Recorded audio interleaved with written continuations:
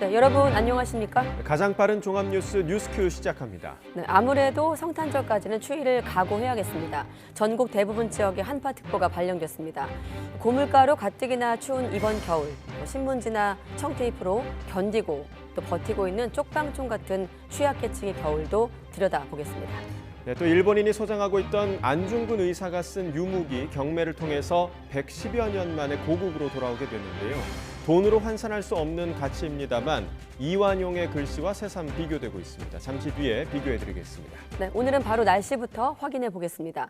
강력한 북극안기가 몰려오면서 서울에 올겨울 첫 한파 경보가 발령됐습니다. 제주도와 울릉도에는 대설특보가 내려진 가운데 많은 눈이 내리고 있습니다. 취재기자 연결해서 자세한 추위와 눈 전망 알아봅니다. 김민경 기자. 네, 김민경입니다. 네, 한파특보가 어느 지역에 내려졌습니까? 네, 서울 등 수도권 전 지역, 강원도와 충북에는 한파 경보가, 제주도와 남부 일부를 제외한 전국 대부분 지역에는 한파주의보가 내려졌습니다. 발령 시각은 오늘 밤 9시부터입니다. 한파 경보는 전날보다 기온이 15도 이상, 한파주의보는 10도 이상 급격히 떨어져 피해가 우려될 때 내려집니다. 밤사이 그만큼 한파가 심해진다는 얘긴데요. 내일 아침 기온을 보면 대관령은 무려 영하 20도까지 떨어집니다. 파주와 철원이 영하 19도, 서울도 영하 15도로 올겨울 들어 가장 춥겠습니다. 특히 강한 바람이 동반되며 산간 체감온도는 영하 30도, 서울도 영하 21도까지 곤두박질할 걸로 보입니다. 이번 북극 한파는 주말까지 이어진 뒤 휴일 낮부터 평년 기온을 회복하며 누그러들 전망입니다. 네, 서해안과 제주도에는 대설특보도 내려졌죠. 네, 현재 충남 보령과 서천, 호남 일부, 울릉도, 독도에는 대설경보가, 충남과 호남, 제주 산간에는 대설주의보가 내려졌습니다. 해상에서 만들어진 눈구름이 영향을 주고 있는 건데요. YTN 재난 시스템 이다스 화면으로 실시간 눈 상황 확인해 보겠습니다. 먼저 대설경보가 내려진 충남 보령입니다. 서해안선 대천 부근인데요. 눈이 산발적으로 내렸다 그쳤다를 반복하고 있습니다. 도로 위의 눈은 제설 작업이 진행된 모습이지만 갓길과 도로 주변에는 많은 눈이 쌓여 있습니다. 눈이 내리면 시야 확보가 어려워지는 만큼 전조등을 켜고 속도를 줄여 운행하시기 바랍니다. 다음은 전북 군산 동백대교인데요. 이것도 대설 경보가 내려져 있습니다. 이곳은 눈발이 더 굵고 기온이 낮아 도로가 미끄럽습니다. 이곳을 지나는 차량은 안전에 각별히 주의하시기 바랍니다. 울릉도와 충남, 전북 서해안에는 10cm가 넘는 많은 눈이 쌓였는데요. 내일까지 서해안과 제주 산간에는 최고 30cm 이상, 울릉도와 독도, 제주도에도 10에서 30cm, 충남과 호남 내륙에도 5에서 20cm의 많은 눈이 내릴 걸로 보여 주의가 필요합니다. 서해안의 눈은 모레 오전까지, 제주도는 휴일까지 눈이 이어질 걸로 보입니다. 지금까지 문화생활과학부에서 YTN 김민경입니다. 네, 국민의힘 비상대책위원장으로 유력하게 거론되고 있는 한동훈 장관이 사실상 정치 참여를 선언한 가운데 국민의힘은 비대위원장 인선과 관련된 의견 수렴 절차를 마무리하고 숙고에 들어갔습니다.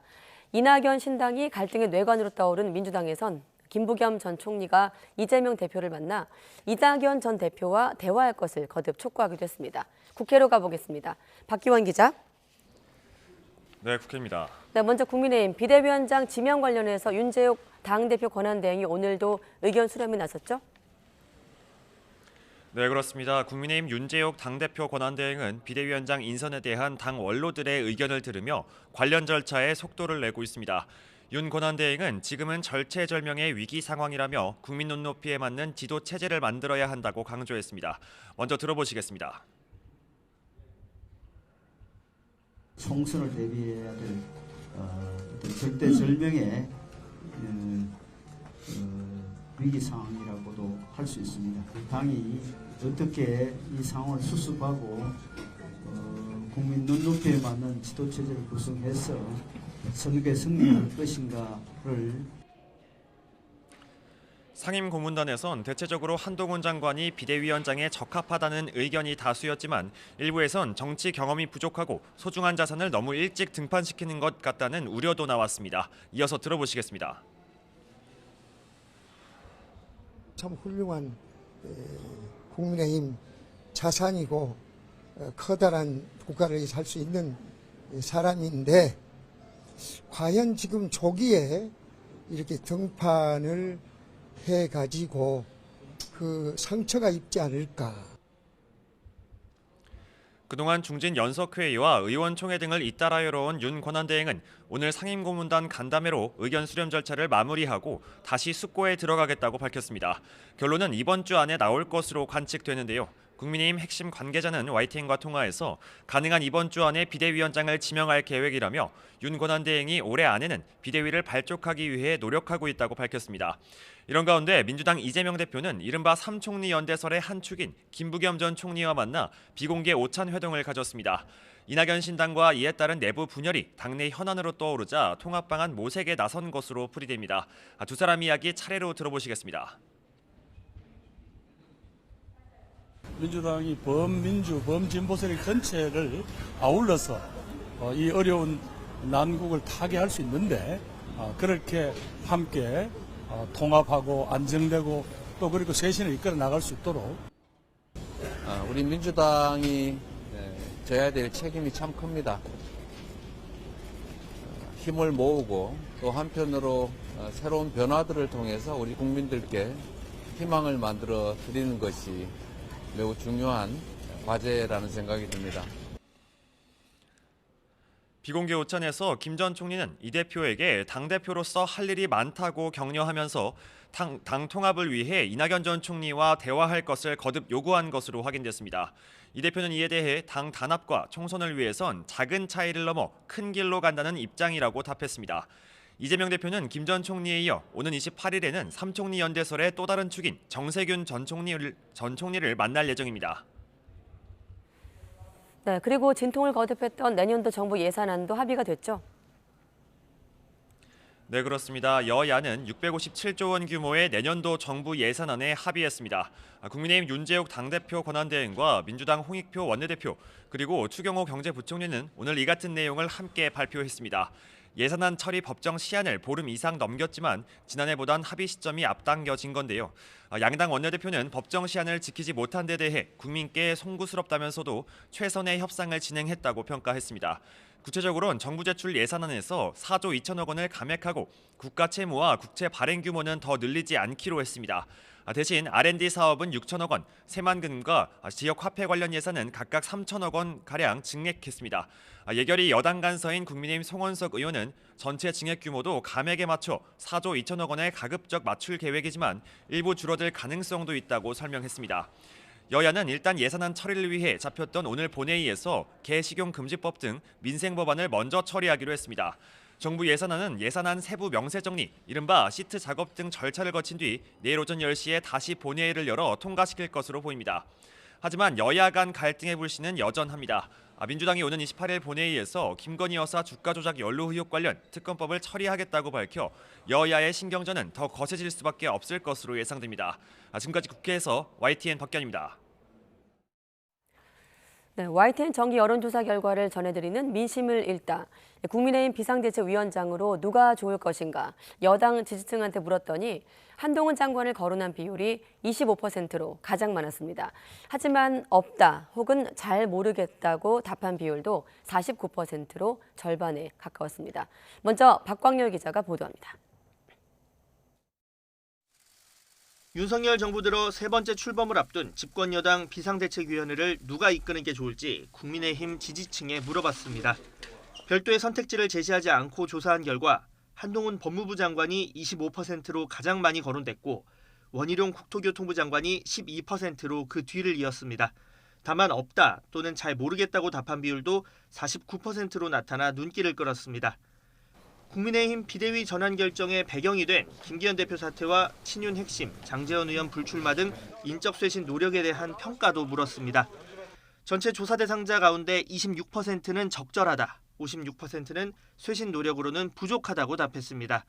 다만 정치 성향에 따라 온도차도 컸는데 보수층은 적절하다 45%, 부족하다 42%로 오차 범위 안에서 팽팽했습니다. 반면 진보층에선 부족하다는 응답이 70%를 넘었고 중도층에서도 성에 안 찬다는 답변이 60% 이상이었습니다. 연말 전국 최대 쟁점으로 떠오른 김건희 여사 특검 법안에 대해선 전체 응답자 58%가 적절하다고 답했고 적절치 않다는 31%였습니다. 또 만약 김건희 여사 특검법이 국회를 통과할 경우 윤석열 대통령이 제2요구, 즉 거부권을 행사해야 하는지를 두고는 65대 24로 안 된다는 의견이 많았습니다.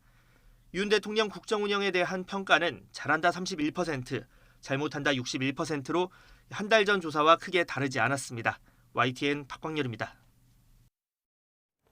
네, 또 그런가 하면 이낙연 전 대표가 추진하고 있는 신당의 부정적 의견이 50%, 특히나 민주당 지지층에선 80%를 넘는 것으로 나타나기도 했습니다.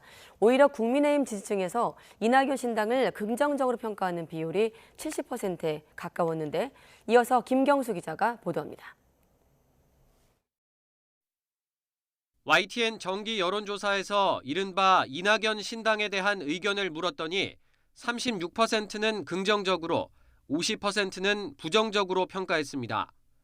민주당 지지층으로 좁혀보면 부정적 반응이 84%까지 치솟았고 호남 지역에서도 70%에 가까웠습니다.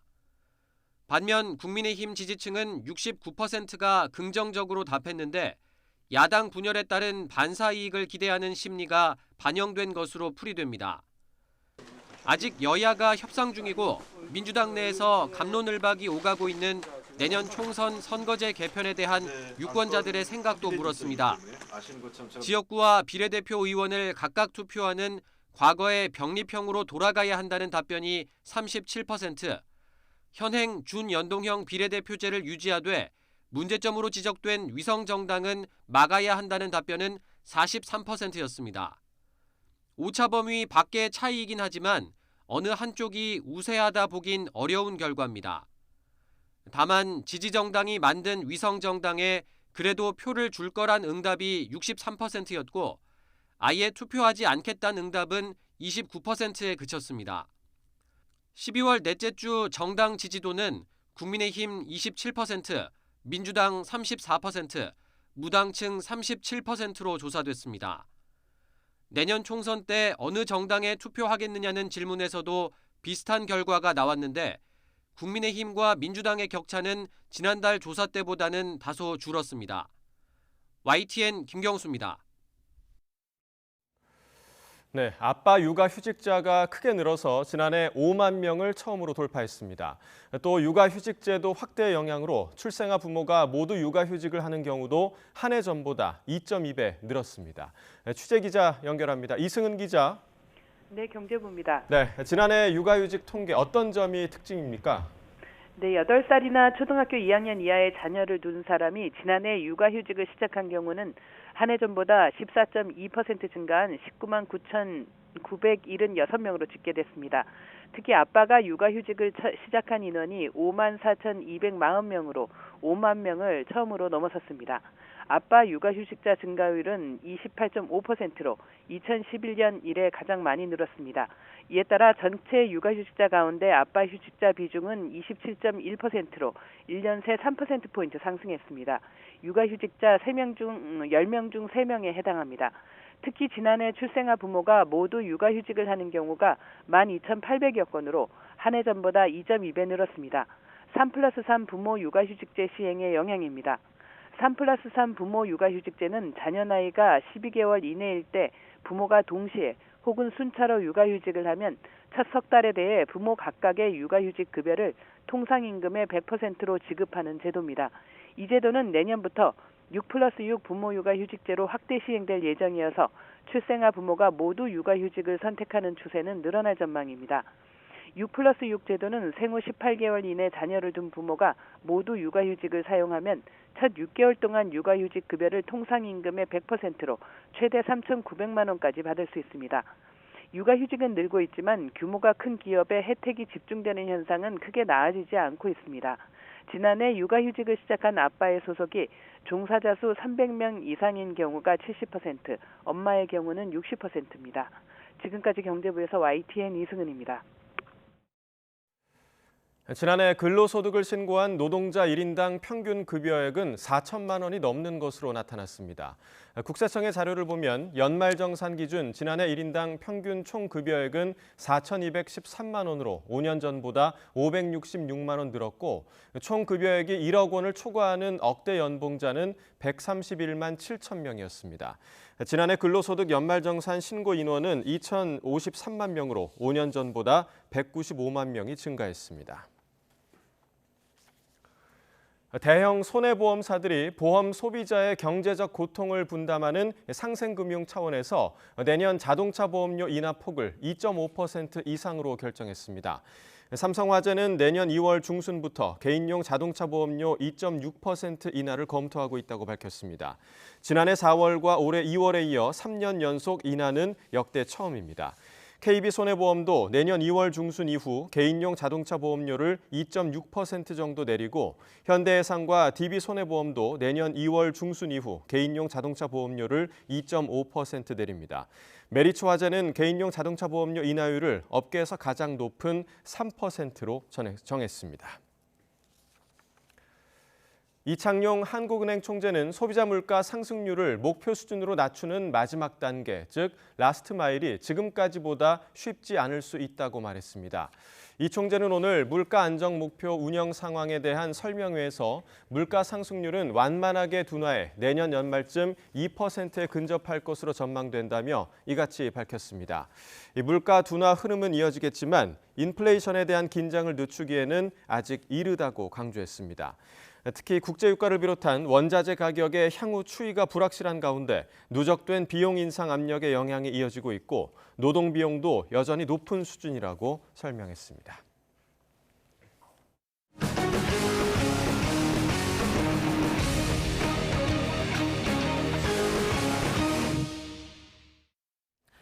네, 그럼 한파 보도에 좀 더 집중해 보겠습니다. 이번 주 들어 특히나 날씨가 꽤 추운데요.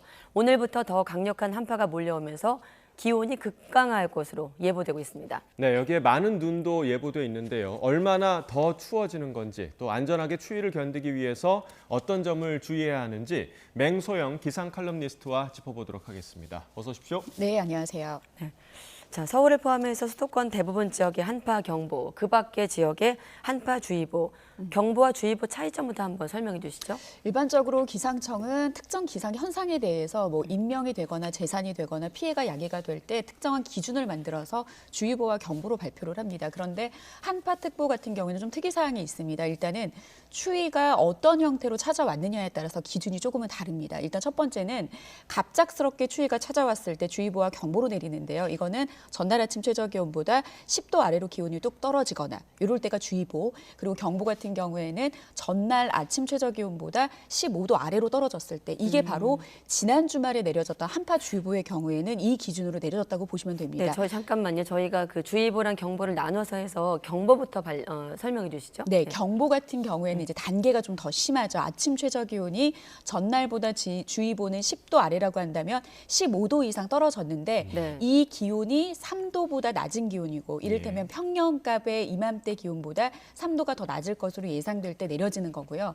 그리고 보통은 이제 1월 달 정도가 1년 중에 가장 추운 시기라고 보시면 되는데 그때는 추위가 갑작스럽게 찾아왔다라기보다는 이번처럼 막강한 추위가 얼마나 지속되느냐, 장기화되느냐에 따라서 내려지는 기준인데 지금은 일단 한파 경보 발령 기준으로 화면이 나가고 있습니다만 네. 주의보 같은 경우에는 일단은 아침 최저기온이 영하 12도 이하인 상태가 이틀 이상 지속될 때, 그러니까 네. 강추의 지속성을 이야기를 하는 주의보도 거죠. 보여주시죠. 화면을 그렇죠. 통해서. 그리고 한파 경보의 경우에는 영하 15도 이하인 상태가 이틀 이상 지속이 될 때.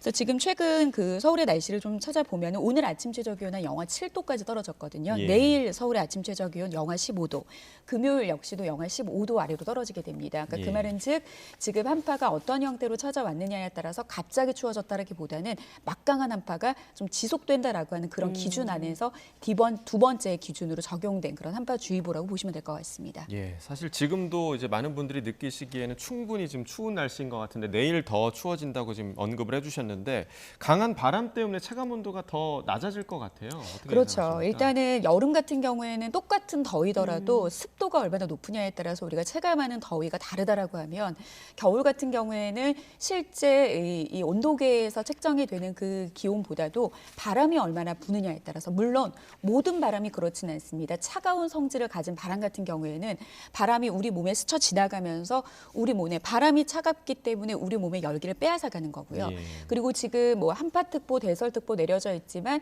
강원 동해안, 영동 지역을 중심으로는 지금 건조주의보가 내려져 있거든요. 그 말은 즉 겨울철에 한기를 몰고 오는 차가운 바람은 성질 자체가 굉장히 건조합니다. 그래서 공기 자체가 건조하기 때문에 우리 몸에 수분을 가지고 날아가는 특징이 있는데요. 우리 몸에 이렇게 수분을 빼앗기게 되면은 보온을 할 수 있는 능력이 좀 떨어지기 때문에 그래서 차가운 바람 같은 경우에는 실제 이 온도계에서 측정된 기온보다도 많게는 한 2도 정도, 초속 1m의 바람만으로도 체감 온도를 2도 정도 끌어내리게 되는데 내일 서울의 아침 최저 기온 관측으로는 한 영하 15도이지만 바람이 제법 강하게 불 것으로 보이기 때문에 실제 가장 낮은 기온이 나타나는 해 뜨기 직전 이때 실제 체감 온도는 거의 영하 20도 그리고 강원도 기온이 더 떨어지는 강원도 같은 경우에는 거의 영하 20도 아래로 훌쩍 떨어지는 그런 추위가 나타날 것으로 예상이 됩니다. 네, 언젠가부터 강추위에 이제 북극 한파 이렇게 규정을 하는데 북극 주변에 머물던 한기가 곧장 한반도 상공으로 밀려올 것으로 예측됩니다. 북극 한파 양상도 보인다고요?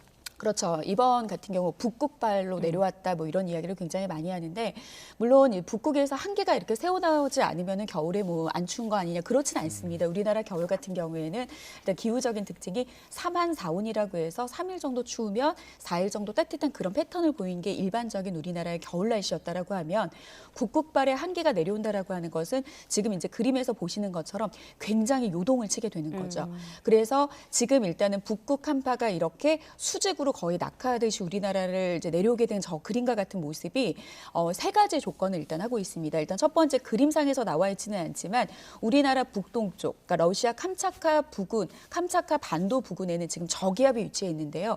그 저기압은 일단 두 가지 역할을 하는데 하나의 역할은 북쪽에 찬 공기가 내려오기 쉬운 반시계 방향으로 회전을 하면서 찬 공기를 일차적으로 끌어내리고 있습니다. 그리고 이 저기압이 굉장히 그 자리에서 오랫동안 버티고 있으면서 이 찬 공기가 들어왔을 때 동서간의 흐름을 원활하게 하는 걸 저지하면서 막는 역할을 일단 하고 있고요. 그리고 저기 우랄 산맥 부근에는 고기압이 위치해 있는데 고기압은 저기압과 다르게 시계 방향으로 회전을 하거든요. 그러니까 우리나라 북동쪽의 앞쪽에서는 찬 공기를 이러한 방향으로 끌어내리고 그리고 찬 공기가 못 나가도록 막고 있는 상황에서 우랄 산맥 부근에서는 찬 공기를 오히려 끌어내릴 수 있게 하는 그런 역할을 함으로써 지금 저러한 현상이 지금 작년 같은 경우에도 굉장히 기록적인 한파가 나타났었거든요.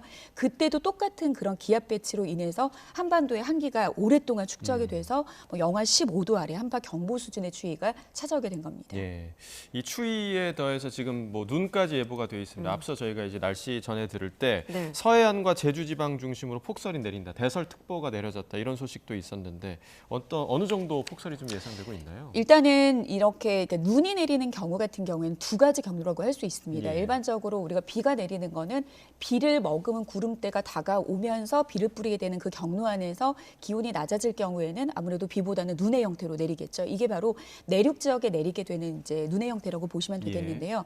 이번 같은 경우에는 만들어진 비구름이 다가왔다라기보다는 이렇게 한기가 확장을 하게 됐을 때 서해상에서는 바다 상대적으로 따뜻한 바다 위에 찬 공기가 올라서게 되면은 이곳에서 없던 눈구름이 만들어지게 됩니다. 그래서 레이더 영상상에서의 그 눈구름 보통 이제 해 기차 바다의 대기기, 바다와 이 대기 간의 온도 차이가 한 1.5도, 1.5km 정도 되는 그런 상공하고의 바다하고 온도 차이가 무려 12도만 벌어지게 되더라도 서해상에서 눈구름이 충분히 만들어질 수가 있는데요. 지금 서해상의 온도는 한 9도에서 15도 정도 영상의 기온을 보이고 있고요.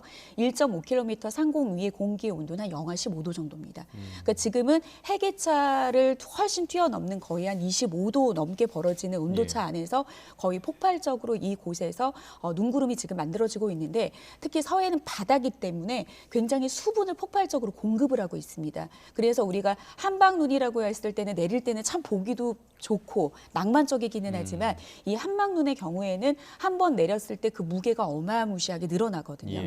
그렇기 때문에 때문에 이렇게 무거운 형태의 눈이 이 바람을 타고 서해에서 만들어진 눈구름이 바다를 타고 특히 지금 대설 경보주의보가 내려져 있는 충청도 지역, 그리고 전라북도 지역, 그리고 제주 산간 지역에 많은 양의 눈이 예보가 되고 있습니다. 그래서 지금 특보가 내려진 가운데 이들 지역에 앞으로는 해안 지역 50cm 이상, 그리고 제주 산간 지역은 70cm 이상의 그런 눈이 예보가 되고 있는 상황입니다. 예. 뭐 이제 최근에 또 눈이 조금 내리면서 또 녹지 않고 쌓인 곳도 있을 텐데 안전사고 또 주의해야 할 부분 굉장히 좀 많죠. 그렇죠. 네. 이렇게 보통은 눈이 지속적으로 계속 쌓이게 될 경우에는 육안으로도 높게 쌓인 눈으로 인해서 우리가 좀 조심하기 마련인데 예. 지금 이제 모레까지 계속해서 눈 예보가 잡혀져 있습니다. 근데 문제는 뭐냐면 이 눈구름이 발달 정도가 강약을 반복을 한다는 거죠. 예. 그러니까 계속 지속적으로 쌓이는 것보다 강약을 반복하게 됐을 때는 내린 눈이 빙판길이 되고 견고해진 이후에 또다시 쌓이고 또다시 견고하고 또 쌓여지는 그런 형태가 되기 때문에 일단은 도로를 운영하는 뭐 차량이라든지 그리고 이제 도보로 운행을 하는 사람 모두 다 빙판길에 좀 이제 낙상 사고가 발생하지 않도록 좀 조심을 하셔야 되겠습니다. 뭐 상식적인 이야기입니다만 걷기 미끄러지지 않는 그런 신발도 신으셔야 되겠고요. 평상시보다 뭐 속도라든지 보폭이라든지 이런 거에 좀 주의가 좀 필요한 상황이라고 보시면 되겠습니다. 네, 낙상도 조심해야 되겠고 저처럼 감기도 좀 조심해야 되겠습니다. 시청자 여러분께 양해 말씀드리고 다음 질문 드리겠습니다. 이럴 때 또 동파 경계도 발령되지 않습니까? 동파 예방에 좀 어떤 점을 신경 써야 할까요? 아무래도 이제 수도관이 꽁꽁 얼어붙게 되면은 굉장히 불편한 그런 상황이 초래하게 되고 동파관이 터지게 되면은 이제 물난리가 나는 그런 상황들이 생기게 됩니다. 일단 동파 발생 단계별 기준 5단계로 나누는데 지금 경계가 발령된 상황입니다. 일단은 관심, 주의, 경계, 심각 4단계로 나눠지게 되는데요. 첫 번째 관심 단계에서는 일단은 일최저 기온, 가장 낮은 기온이 영하 5도 아래로 떨어졌을 때 이제 관심 단계가 발탕이 되는 거고요. 그리고 일최저 기온이 영하 5도에서 한 영하 10도 사이가 됐을 때는 이제 주의해야 된다라는 주의 단계가 발표가 되게 됩니다. 그리고 지금 내려져 있는 경계 단계는 일최저 기온이 영하 10도에서 영하 15도 아래로 떨어졌을 때 동파 발생 위험 수준이라고 판단을 해서 이 동파 관련한 경계 발표를 하고요. 그 다음에 가장 4단계 중에서 높은 단계 심각 단계는 일최저 기온이 영하 15도 이하로 떨어지는 굉장히 동파 사고가 많이 발생할 거라고 판단이 되는. 그러니까 어떻게 보면은 지금 서울의 아침 최저 기온이 영하 15도 이하인 상태가 이어지는 게 금요일까지 예상이 된다라고 하면 뭐 산간이나 내륙 지역은 기온이 더 낮게 떨어지는 곳이 있기 때문에 아무래도 이 동파 관련한 그 발생과 관련한 이런 경계 지역이 늘어날 가능성도 높고 한 단계 더 높게 발령되는 구간도 충분히 발생할 수 있을 거라고 생각이 듭니다. 예. 그러니까 동파 예방을 위해서 뭐 여러 가지 방법이 있죠. 뭐 옷으로 감아놓는다든가 아니면 수도꼭지를 틀어놓는다든가 여러 가지 방법이 있는데 저도 이제 궁금했던 게 수도꼭지를 틀어놨을 때 이게 물이 그냥 물방울이 똑똑똑 흐르게 놔두면 되는 건지 아니면 정말 졸졸졸 흐르게 놔둬야 하는 건지 이것도 좀 궁금하거든요. 일단 앞서 말씀드린 대로 그 동파 발생의 기준에 대한 단계도 기온이 얼마나 떨어지느냐의 기준으로 이제 삼게 됐는데요. 일 최저 기온이 한 0도에서 영하 10도 아래, 그러니까 영하권이 이제 0도에서 10도 정도일 경우에는 45초 안에 종이컵이 다 찰 정도의, 그러니까 그때 같은 경우에는 뭐 쫄쫄쫄이 아니라 그냥 똑똑똑 흘러지는 정도 안에서라고 풀어도 되긴 하겠지만 지금 이제 이후에 예상되는 영하 10도에서 영하 15도 사이로 기온이 뚝 떨어지게 될 경우에는 화면에 나가는 것처럼 33초 안에 일회용 종이컵을 다 채울 수 있는 정도라고 하면 아무래도 물이 떨어지는 속도가 좀 더 빠른 속도, 줄줄줄줄 좀 흐르는 속도로 틀어놔 주셔야 수도관이 얼거나 동파 사고가 발생할 수 있는 그런 사고를 좀 막음으로써 불편함을 좀 해소할 수 있지 않을까 싶습니다. 네, 일단 예보상으로는 성탄절 앞두고 누그러질 것이다 이렇게 예보가 됐는데 평년 기온 회복하려면 언제까지 좀 추위를 견뎌야 할까요? 일단은 기온의 경향성을 좀 살펴보니까 일단은 서울의 기준으로 봤을 때 내일 아침 최저 기온이 영하 15도 아래 그리고 한낮에도 영하 7도 선에 머무릅니다. 이맘때면 한 아침 최저 기온이 영하 4도, 한낮에는 4도 정도에 머물러야 되는데 지금은 거의 일 최저 기온조차도 낮에 머무르는 영하 7도도 이맘때 아침 최저 기온도 못지 않을 정도의 막강한 추위가 금요일까지 거의 비슷하게 이어진다라고 보시면 될 것 같고요. 토요일 아침 최저 기온 영하 11도, 뭐 서울의 기준입니다만, 그리고 이제 낮 최고 기온이 영하 1도, 그리고 오래간만에 이제 일요일 같은 경우에는 영상권의 기온을 되찾기는 합니다. 일단은 거의 뭐 금요일 낮, 토요일부터는 기온의 경향성이 오름세로 돌아서기는 합니다만 이게 올라간다라고 해서 추위가 금세 풀려지지는 않기 때문에 거의 성탄절 시작 전까지는 계속해서 추위에 대한 대비가 좀 필요해 보이고요. 예. 그리고 아무래도 성탄절을 앞두고는 많은 분들이 이제 폭설에는 좀 주의나 이제 우려가 있긴 하지만 성탄절에는 또 눈을 기다려지지 않습니까? 맞습니다. 성탄절에 눈 예보의 가능성은 좀 높기는 합니다만 지금 기상청에서 확실하게 눈이 얼마나 내립니다라고 말씀을 드리지 못하는 거는 그만큼 여러 가지의 불확실성의 여러 요소들을 아직은 확인해야 되기 때문에 성탄절 이후의 기온이 이맘때 수준으로 돌아가기는 하지만 눈이 얼마나 내리느냐는 좀 이후에 주 후반에 발표되는 기상 정보를 좀 더 꼼꼼하게 참고를 하셔야 될 것 같습니다. 네, 그래도 이제 화이트 크리스마스를 조금은 좀 기대를 해보셔도 좋을 것 같고요. 자, 이번 한파 뒤에도 한파가 또 계속해서 올 텐데 이후 한파는 이번보다는 좀 강도도 약하다, 또 기간도 짧을 가능성이 있다 이런 얘기도 있더라고요. 다음 주 예보 같은 경우에는 그냥 이맘때 나타나야 될 날씨가 나타나는 수준이고요. 네. 좀 이제 12월 초에 굉장히 더웠습니다. 예. 겨울초 굉장히 더웠는데 그런 이상 이제 고온의 현상이 나타날 가능성은 굉장히 적습니다. 그리고 이후에 날씨에 또 이러한 막강한 한파가 찾아오는지는 사실 현대 기상 예보 기술상으로는 오늘, 내일, 모레 포함해서 향후 7일간 열흘 동안의 예보를 통해서 좀 알 수 있는 상황이기 때문에 이 이후에 막강한 한파가 추가적으로 찾아오는지는 더 지켜봐야 되겠지만 앞서 말씀드린 대로 우리나라의 가장 추운 시기가 찾아오는 거는 1월 달이거든요. 그렇기 때문에 일단은 다음 주까지는 주 후반의 기온의 오름세를 보이면서 금방 따뜻해지지는 않지만 일단 다음 주는 이맘때 보일 수 있는 정도의 추위 그리고 그 이후의 날씨의 1월 달은 계속해서 좀 북극 진동의 상황들을 좀 지켜보고 날씨를 좀 살펴봐야 된다라는 걸로 정리를 해드릴 수 있겠습니다. 네, 큰 틀의 질문까지 하고 마무리하겠습니다. 이렇게 얼마 전만 해도 봄날씨 같다 이런 얘기를 하다가 지금 최강 한파 얘기를 하고 있거든요. 기온이 급격하게 변하는 이유 어떻게 좀 해석하고 계십니까? 거시적인 관점에서 기후변화의 이야기를 빼놓을 수가 없습니다. 일단은 북극의 한파가 직접적으로 오게 된 경우는 보통은 이제 온도풍이라고 해서 저위도와 고위도의 온도 차이가 당연히 크게 벌어지지 않습니까? 그래서 크게 벌어진 상황에서 그 경계면에서 한 지상으로부터 한 10km 이상에서는 굉장히 지구상에서 가장 막강한 강풍이 불게 됩니다. 그래서 그 강풍이 동서간으로 원활하게 흘러줌으로써 북쪽에 찬 공기가 좀 가둬져 있는 상황이 나타나야 되는데요. 지구 온난화로 인해서 그 고위도와 저위도의 온도차가 줄어들면서 이 제트 기류가 요동치는 그런 상황 안에서 앞서 보여드렸던 그런 CG 화면처럼 북극의 한파가 내려오는 그런 상황들이 나타나고 있는 겁니다. 그래서 아무래도 전반적으로 지구 온난화의 상황은 갈수록 좀 심각해지고 있는 상황이기 때문에 지금처럼 중간 날씨가 없는 극단적인 날씨가 나타날 가능성은 비단 겨울뿐만이 아니라 봄도 나타날 수 있고요. 겨울도 이제 여름에도 나타날 수 있다라는 걸 감안하고 대비를 좀 잘 해야 될 것 같습니다. 네. 자, 이번 겨울 추위와 관련해서 맹소영 기상 칼럼니스트와 함께 이야기 나눠봤습니다. 오늘 말씀 고맙습니다. 네, 폭설로 인한 사고 소식도 현재 전해졌습니다. 중부와 서해안을 중심으로 많은 눈이 내린 가운데 고속도로에서 10중 추돌 사고가 났습니다. 오늘 오후 2시 10분쯤 전북 정읍시 호남고속도로 하행선 117km 지점에서 1톤 트럭과 고속버스 등 차량 10대가 잇따라 부딪혔습니다. 이 사고로 50대 트럭 운전자가 심정지 상태로 병원으로 옮겨졌고 고속버스에 타고 있던 70대 승객 1명이 다쳤습니다. 이 사고가 발생한 정읍 지역에는 오늘 오후 2시까지 6.3cm의 눈이 내렸습니다.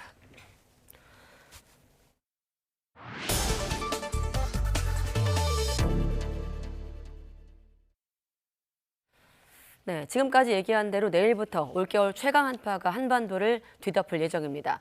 특히 이럴 때 쪽방이나 고시원 또는 비닐하우스에서 지내시면서 겨울을 견디는 취약층들에겐 더 살을 애는 추위가 될 텐데요. 지금 상황 어떤지 또 어떤 대책이 시급한지 현장 활동가를 연결해서 들어보겠습니다.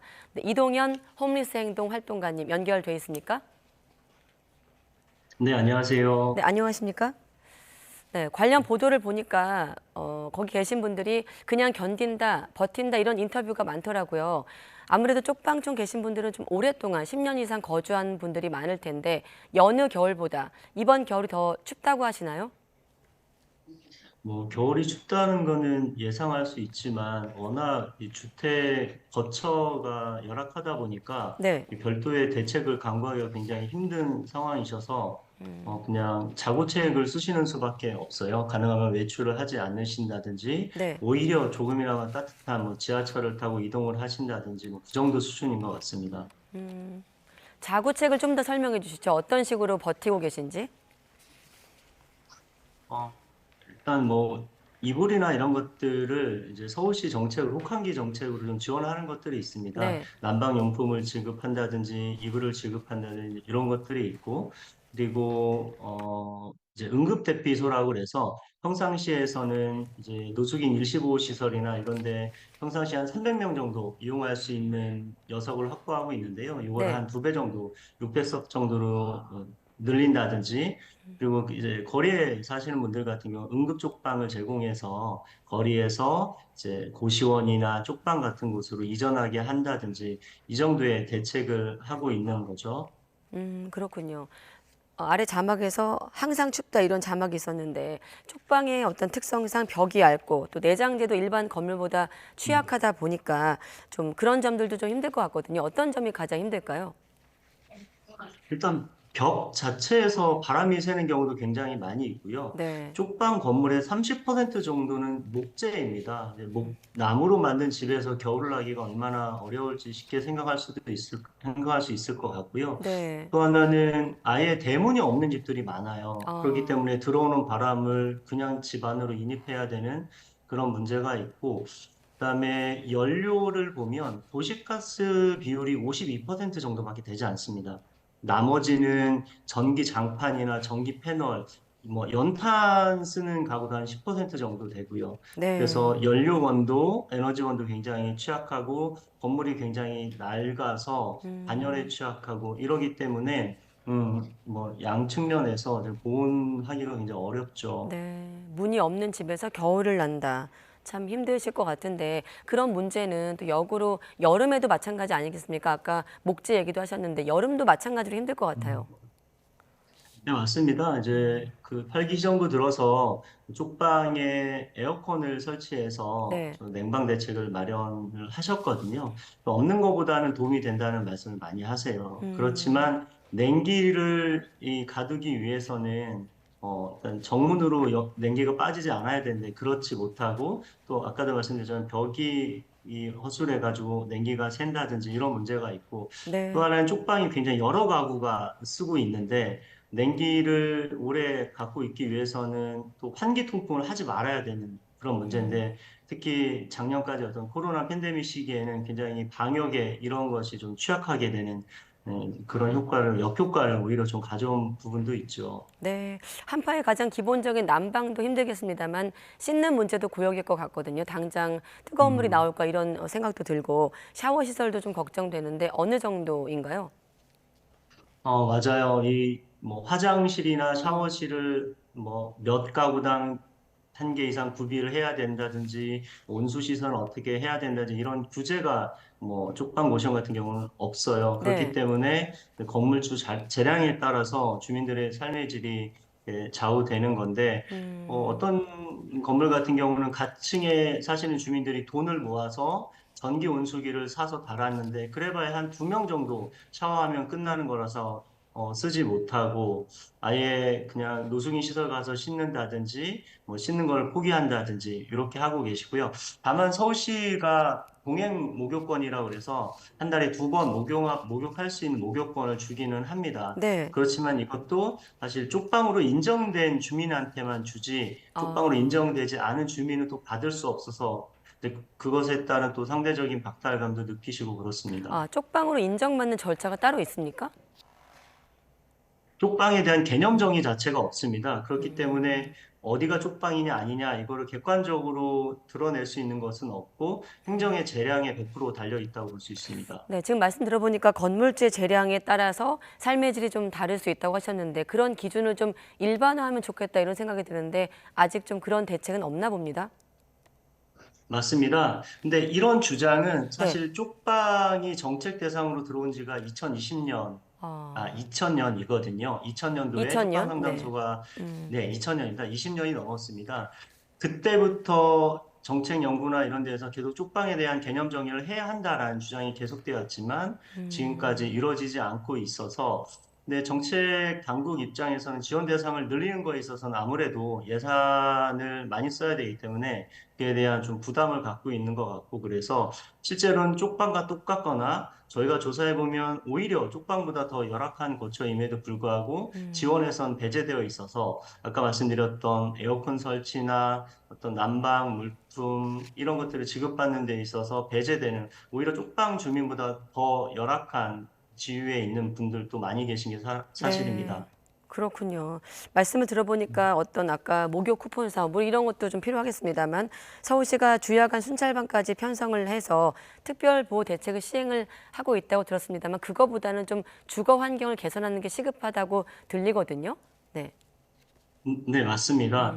정확히 사회자께서 지적을 하신 것 같습니다. 이거는 사실은 저희 활동가들뿐만 아니라 홈리스 정책연구원, 주거복지 정책연구하는 사람들이 공통적으로 이야기하는 것이 이제 홈리스에게는 주거 우선 정책을 써야 된다. 하우징 퍼스트라는 정책을 써야 된다고 이야기를 하고 있고 네. 이거는 홈리스 정책에 성공한 나라들의 정책 예이기도 하거든요. 네. 그래서 뭔가 적정 주거를 여기서 홈리스라고 하면 뭐 거리에 계신 분들뿐만 아니라 쪽방 고시원 이렇게 사는 분들을 다 포함하는 건데요. 이 홈리스에게 적정한 주거를 제공하고 거기에 고용, 의료, 뭐 급식, 상담 이런 것들을 복지 정책을 쌓는 방식이어야지 정책적 누수가 없고 효과가 크다라는 건데 역시 뭐 쪽방이나 고시원 주민 거리 홈리스에 대한 정책 역시 뭔가 목욕권 주고 식권 주고 이불 나눠주고 이런 것보다는 이들의 주거 환경을 개선해주고 혹은 공공임대주택을 확대해서 적정 주거로 이전하되 기존의 생활권을 깨지 않도록 왜냐하면 기존의 어떤 지인이라든지 인간관계라든지 복지자원 이런 것들이 있기 때문에 네. 적정 위치에 적정 임대주택 공급하는 것이 중점적으로 그런 정책과 같이 어떤 대인 지원 서비스가 같이 가야 된다고 주장하고 있습니다. 네, 활동가님 말씀 들어보니까 20년 전에도 쪽방촌 개념이 이제 그때부터 논의를 시작했습니다만 여전히 좀 모호하다 이렇게 들리는 게 하나 좀 눈에 띄고 또 한 가지 적정한 주거 환경 어떻습니까? 지금 활동가님 옆으로 저희가 쪽방촌의 모습 이런 건 매해 보도를 해드리고 있습니다만 여전히 개선되지 않아 보이거든요. 자, 쪽방촌의 어떤 개념 정립 또 한 가지 적정한 주거 환경을 위해서 어떤 좀 발판을 누가 마련해야 된다고 보십니까? 일단은 쪽방 말씀을 하셨으니까 쪽방이 대부분 지역이 재개발 지역으로 지정돼 있어요. 굉장히 오래된 동네이다 보니까 건물도 오래되고 100년 넘을 건물들도 종종 있거든요.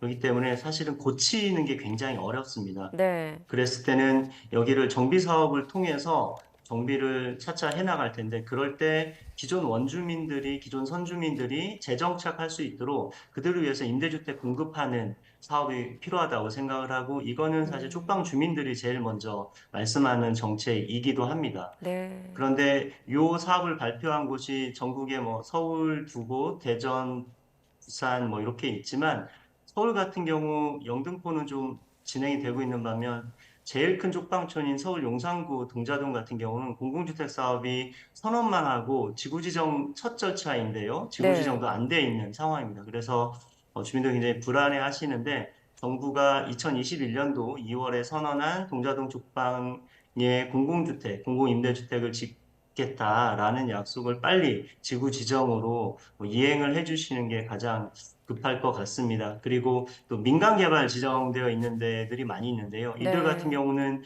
쪽방 주민에 대한 주거 대책이 없는 데가 많습니다. 그래서 쪽방 주민이 들어갈 수 있도록 쪽방 지역에 임대주택을 짓는 정책이 중요할 것 같습니다. 네, 그런 환경을 개선하는데 오늘 인터뷰가 조금이나마 도움이 됐길 바라면서 이동현 홈리스 행동활동가님과 함께 말씀 나눠봤습니다. 고맙습니다, 활동가님. 네, 고맙습니다.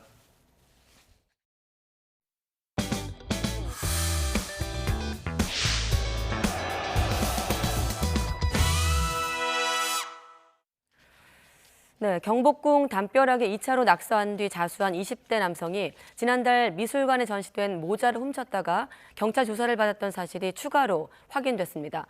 낙서와 절도, 이 두 차례 범행 과정 모두 온라인에 무용담처럼 남긴 것으로 나타났습니다.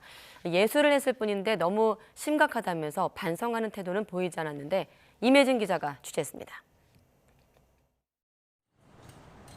20대 남성 A씨는 경복궁 담벼락이 낙서로 훼손된 다음 날 보란듯이 바로 옆에 낙서했습니다. 누구나 볼 수 있는 블로그엔 범행을 무용담처럼 풀어놨습니다. 낙서를 자신의 전시회로 묘사하며 예술을 했을 뿐인데 너무 심각하다면서 문화재 훼손을 가볍게 여기는 듯 했습니다. 영어 철자를 틀려 창피하다거나 하트를 검은색으로 하면 좋았을 거라는 아쉬움까지 드러냈습니다. 제 발로 경찰을 찾아간 뒤 언론의 주목을 받을 때도 후일담으로 남겼습니다. 그 낙서는 무슨 의미로 그린 거예요? 혹시 전날 낙서하신 거 그 일행이랑 일면식 있으세요? 아는 사이인가요? 그런데 YTN 취재 결과 A씨가 지난달 경복궁 근처 미술관에 전시된 예술작품의 일부인 모자를 훔쳐 경찰 조사를 받았던 것으로 확인됐습니다. 정식으로 입건돼 조사까지 받았고 검찰 단계에서 기소 유예에 처분된 것으로 파악됐습니다. 훔친 모자를 쓰고 경찰서 앞에서 인증 사진을 남기는 등 범죄를 저지르고도 반성하는 모습은 찾기 어려웠습니다. 전문가들은 예술 행위라는 낙서범의 주장에 대해 문화재를 무분별하게 파괴하는 반달리즘일 뿐이라고 일축했습니다. 공공의 문화유산을 파괴하는 것 자체를 일종의 예술품으로 하는 것 자체도 반달리즘의 영역이거든요. 이 낙서가 생기고 앞에 있던 애들이 한 다음에 그걸 그대로 따라한 거잖아요. 그럼 그게 예술인가요? 경찰은 3년 이상의 징역형에 처하는 문화재 보호법 위반 혐의를 적용해 엄중하게 처벌하겠다는 방침입니다.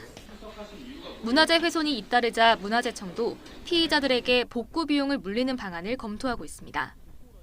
YTN 임혜진입니다. 네, 검찰이 서울 압구정역 인근에서 약에 취한 상태로 롤스로이스 차량을 운전하다가 20대 여성을 치어 숨지게 한 혐의로 기소된 신모 씨에게 징역 20년을 선고해달라고 재판부에 요청했습니다.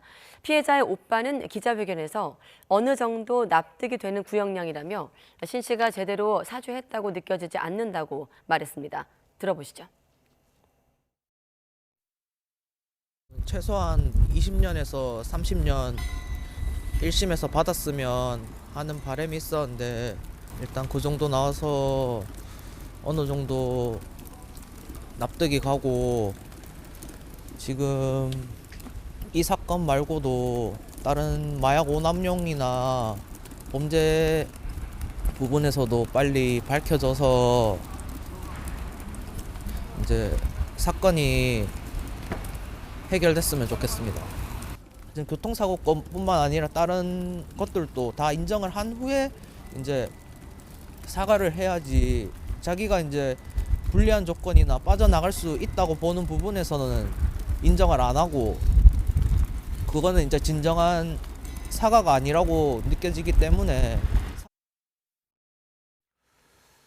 가상자산 투자 수익률 보장을 미끼로 투자자들에게 수십억 원을 가로챈 혐의를 받는 사기 일당이 검찰에 넘겨졌습니다.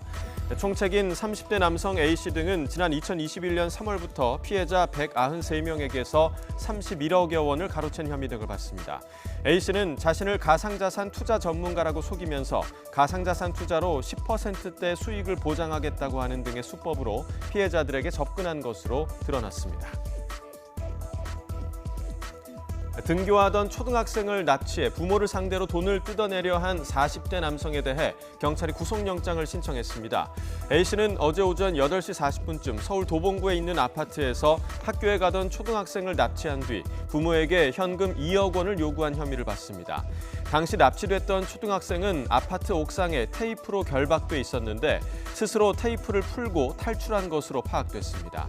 경찰은 같은 날 오후 5시 10분쯤 도봉구에 있는 자택에서 A씨를 붙잡았는데 A씨는 빚 때문에 범행을 저질렀다고 진술한 것으로 확인됐습니다.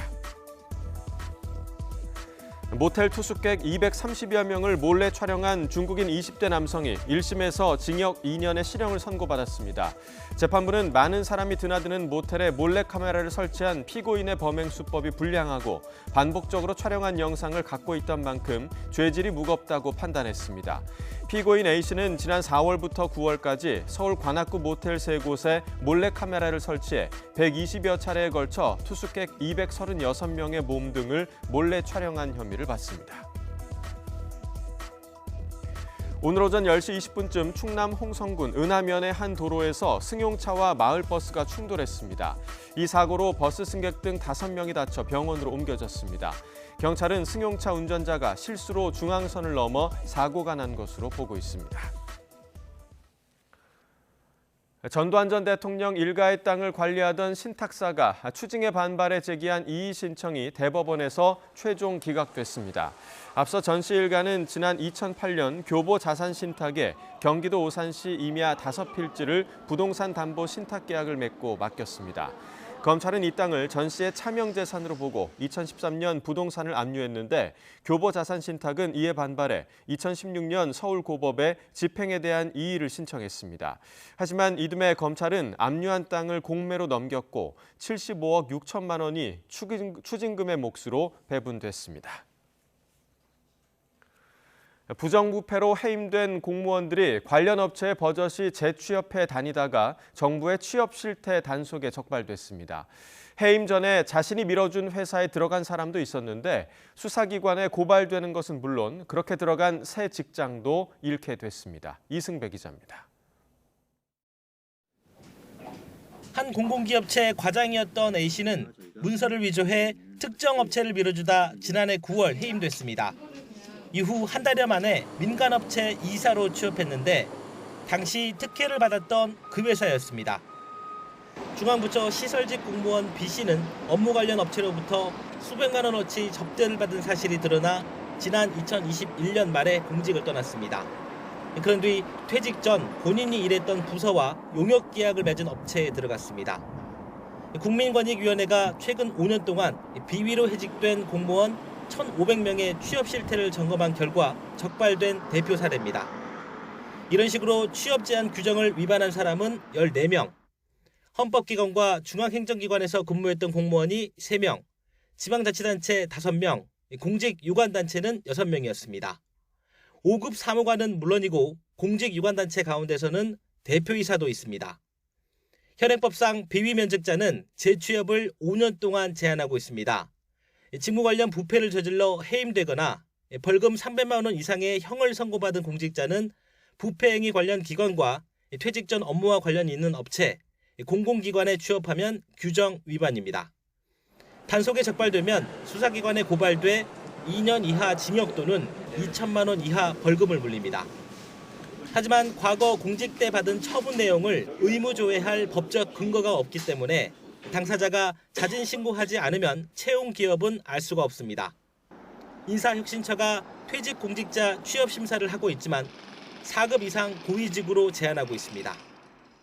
최근 5년간 발생한 비면직자 등 1,563명을 대상으로 국민건강보험공단에 취업 여부를 조회한 후 법 위반 여부를 검토하고 현지 점검을 병행하여 확인했습니다.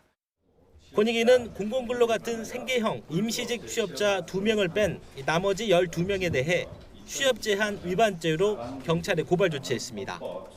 또 현재 불법 재취업한 상태에 있는 5명은 해당 기관장에게 해임을 요구했습니다. YTN 이승배입니다. 의무 고용 비율이 있는데도 불구하고 장애인 고용을 외면한 400여 곳이 공개됐습니다. 고용노동부는 장애인 의무 고용률을 지키지 않은 국가지방자치단체 9곳을 비롯해서 공공기관 20곳과 민간기업 428곳의 명단을 공표했습니다. 이번 명단에는 중앙행정기관으로 고위공직자범죄수사처와 소방청이 포함됐고 공수처는 장애인 고용이 한 명도 없었습니다. 민간기업 가운데 10년 연속으로 해당하는 기업은 쌍용건설, 동국대학교 등 모두 65곳으로 특히 전체 근로자 733명 가운데 22명 이상 장애인을 채용해야 하는 프라다 코리아의 경우 10년 넘게 장애인 직원 수가 없었습니다. 개인적으로 발생한 사고를 업무 중 다친 것으로 속이는 등 부정한 방법으로 산업재해를 인정받은 사례가 무더기로 적발됐습니다. 집에서 넘어져서 다쳤는데 수천만 원 산재보험금을 챙기고 음주운전 사고를 산업재해로 꾸민 경우도 있었습니다. 김평정 기자입니다. 병원 근로자 A씨는 집에서 넘어져 다치고도 산재보험금 5천만 원을 챙겼습니다. 병원 관계자에게 부탁해 사무실에서 사고당했다고 서류를 꾸몄기 때문입니다. 배달 노동자 B씨는 술 마시고 오토바이를 운전하다 발생한 사고를 배달 도중 당했다고 속여 1,000만 원을 받았습니다. 이렇게 업무 외 사고를 업무 중 다친 것으로 조작하는 등 부정한 방법으로 산업재해를 인정받은 사례가 무더기로 적발됐습니다. 고용노동부가 지난달부터 조사한 결과 부정수급 사례 117건을 확인했고 이렇게 타는 산재보험금은 60억 원에 달했습니다. 감사 중간 결과에서 확인된 각종 부정수급 사례, 제도상 미비점은 산재기금의 불필요한 지출을 유발하여 기금의 재정 건전성 악화로 이어지고 이는 결국 미래 세대의 부담이 될 것입니다.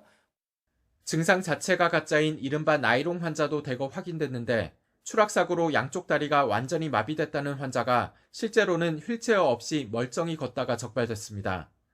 고용노동부는 부정수급 당사자와 공모자를 상대로 2배 이상 환수하거나 형사고발 등을 조치할 계획입니다. 또 산업재해가 인정된 환자 가운데 6개월 이상 장기 요양 환자가 절반 가까이 되고 진료 연장 승인율이 99%에 이르는 점을 들어 산재보험 제도에 구조적 병폐가 있다고 보고 개선하기로 했습니다. 다만 노동계는 산재 인정과 보상은 여전히 어렵고 부족하다며 정당한 피해자까지 이른바 산재 카르텔로 모는 것 아니냐며 반발하고 있습니다. 정부는 산재보험에 대한 감사를 이달 말까지 한 달 더 연장하고 제도 전반에 대한 강도 높은 점검을 할 계획입니다.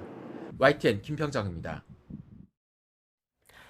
북한 노동신문은 대륙간 탄도미사일 ICBM 화성 18형 시험 발사가 대성공을 거두었다는 소식을 전하며 군사정찰 위성과 ICBM을 양손에 거머쥐면서 그 어떤 엄중한 군사적 위기, 전쟁 위기도 단호하게 평정할 최강의 힘을 갖게 됐다고 주장했습니다.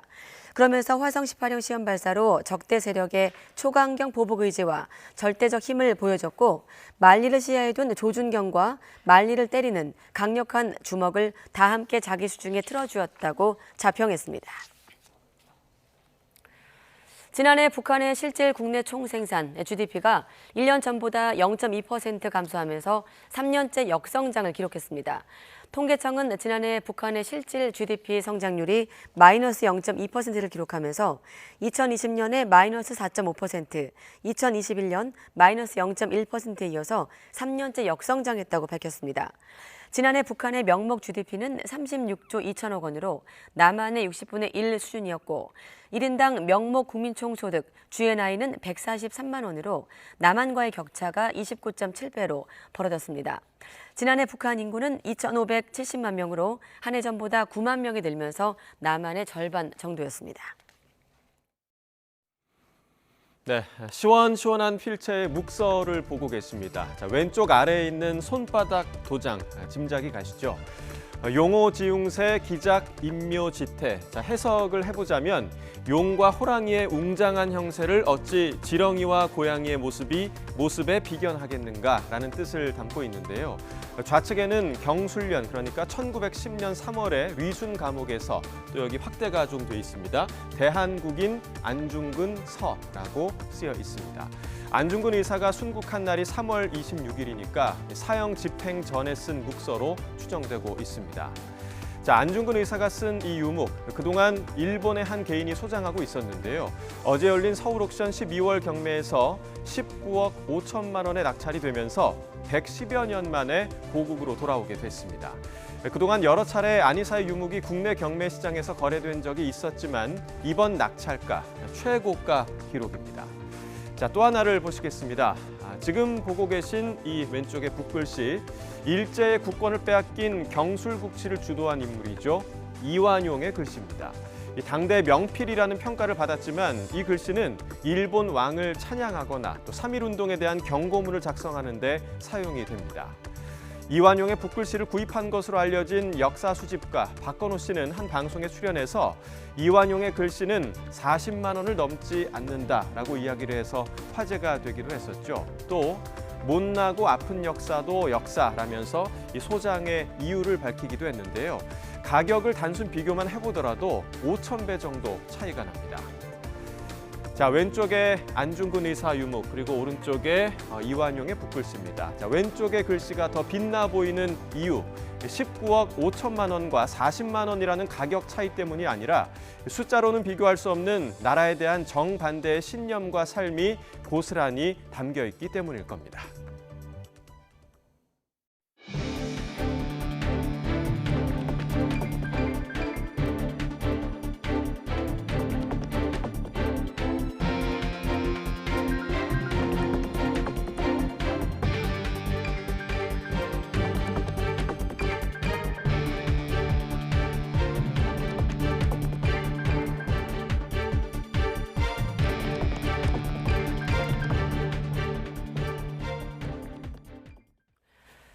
네, YTN 뉴스큐 이어가겠습니다. 강력한 북극 한기가 밀려오면서 서울엔 한파 경보가 내려져 있습니다. 서해안과 제주도, 울릉도에는 대설특보 속에 폭설이 쏟아지고 있습니다. 기상캐스터 연결해서 자세한 추위 상황과 눈 전망 알아보겠습니다. 신미림 캐스터. 네, 상암동 야외 스튜디오에 나와 있습니다. 네, 어제보다 더 추운 거죠? 네, 더 강력해진 북극 한기가 밀려오기 시작했습니다. 지금 이렇게 바깥에 조금만 서 있어도 칼바람이 옷깃을 파고들며 무척이나 추운데요. 내일은 북극 한파가 절정에 달하면서 올겨울 들어서 가장 추운 날씨가 찾아오겠습니다. 내일 서울 아침 기온은 영하 15도까지 곤두박질하겠고요. 찬바람에 체감 온도는 무려 영하 21도 선까지 뚝 떨어지겠습니다. 출퇴근길 따뜻한 옷차림으로 보온에 신경 써주셔야겠습니다. 밤 사이에는 한파의 기세가 점점 더 강해지겠습니다. 오늘 밤 9시를 기해서 서울 등 수도권과 강원, 충북에는 한파 경보가, 제주도와 남부 일부를 제외한 전국 대부분 지역으로는 한파주의보가 발령되겠는데요. 내일 서울 아침 기온이 영하 15도, 체감 온도는 무려 영하 21도 선까지 떨어지겠고, 대관령이 영하 20도, 대전 영하 13도 등으로 제주도를 제외한 전국이 꽁꽁 얼어붙겠습니다. 한낮에도 서울 영하 7도 등으로 종일 영하권 추위가 기승을 부릴 전망입니다. 추위 속에 서해안과 제주도, 울릉도와 독도에는 많은 눈이 이어지고 있습니다. 이 지역에는 대설특보가 발효 중으로 이미 10cm 안팎의 눈이 내려 쌓였는데요. 모레까지 제주 산간에는 70cm 이상, 전북 서부에도 50cm가 넘는 폭설이 쏟아지겠고요. 충남 서해안에도 20cm 이상의 큰 눈이 더 내리겠습니다. 서해안의 눈은 금요일인 모레까지, 제주도는 휴일까지도 길게 이어지겠습니다. 또 올겨울 최강 한파는 모레까지 여전하겠고요. 성탄절을 하루 앞둔 휴일부터는 조금씩 누그러질 전망입니다. 강추위 속에 내린 눈이 얼어붙어서 도로 곳곳이 많이 미끄러울 것으로 보이니까요. 보행자와 운전자 모두 교통안전에 유의하셔야겠습니다. 지금까지 YTN 신미림입니다.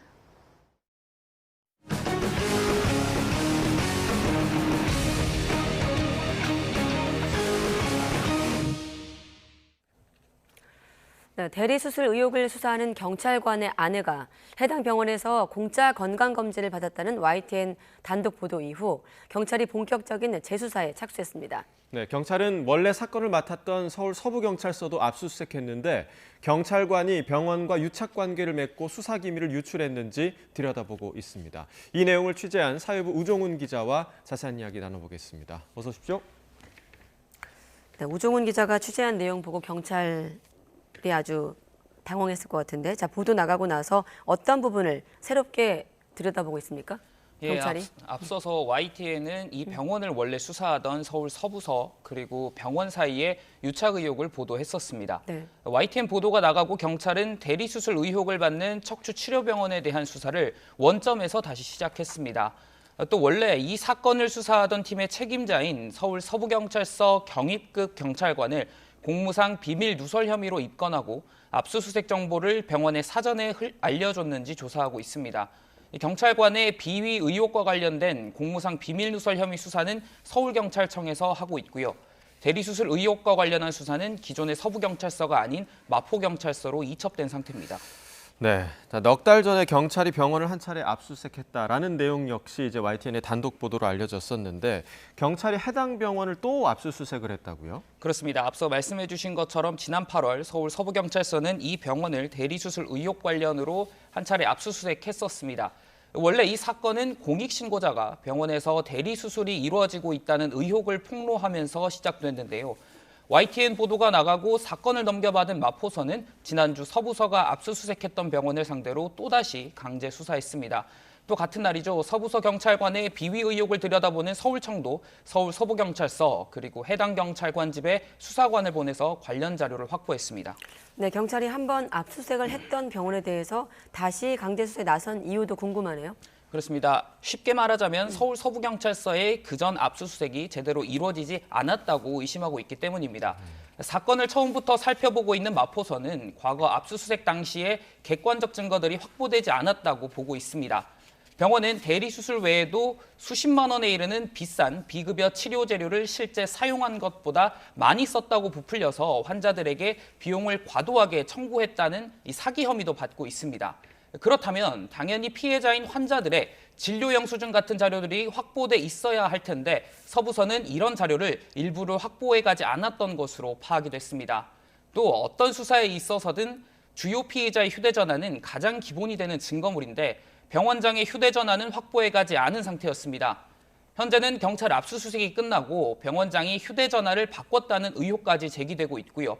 심지어는 대리수술 의혹으로 수사를 받고 있는 와중에도 또 대리수술을 이어왔다는 의혹도 나와 경찰이 들여다보고 있습니다. 즉 수사가 제대로 이루어지지 않았다 보니까 불법 의료 행위도 버젓이 이어갈 수 있던 걸로 의심이 되는 상황인 겁니다. 네.